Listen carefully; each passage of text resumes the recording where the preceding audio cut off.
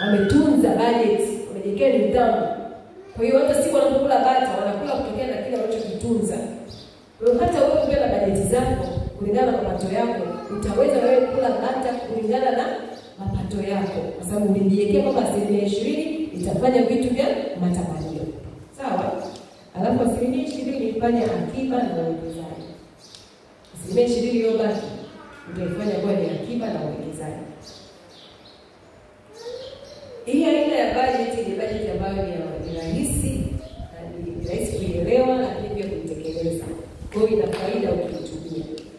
Lakini pia inakuhamasisha wewe kufanya kuweka akiba na kuwekeza. Hizi 20% ambazo ni za akiba au za uwekezaji, hizi zitakusaidia siku zikiwa nyingi, unaweza kukupa mtaji wa kuanzisha biashara nyingine, ikakupa mtaji wa kufanya kitu kingine, au ikawa tu akiba iko pale.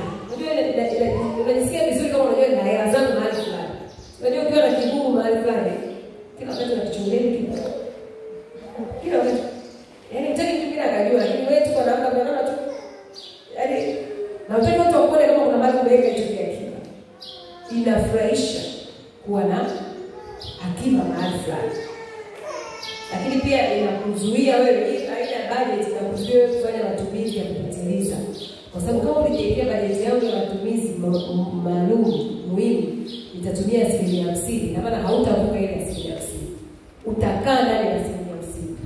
Kuna vitu utavifanya kwa sababu wakati huo sasa hivi siku budget kwa sasa sio muhimu, kwa sababu siku budget utaviacha. Lakini kama utakuwa huna budget, kila kinachokuja mbele yako utataka kukifanya.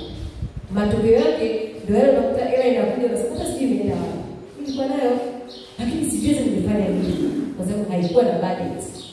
Kwa hiyo ukiwa na hizo 10% hizi, kila hela unayoipata unaiassign kwenye hizo 10%.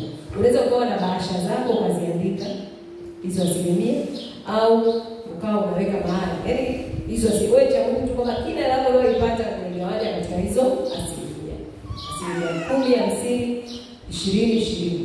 Mwingine anaweza akasema labda katika matamanio nitaweka 10% tu, akiba na uwekezaji naweka 30%. Ni maamuzi yako mwenyewe. Unaweza hizo 10% ukazirekebisha kulingana na maamuzi yako. Lakini hakikisha mahitaji muhimu yasipungue 50%. Kwa sababu maisha yamejaa mahitaji muhimu. Na unahitaji hayo mahitaji, chakula, vitu vya msingi, ada, nyumba, ni lazima uwe na hiyo 50%. Kwa hiyo hata unapofanya maamuzi kwamba mimi nataka nifanyeje, labda nifanye vitu gani, utafanya maamuzi kulingana na mapato yako na bajeti zako ulizozipanga.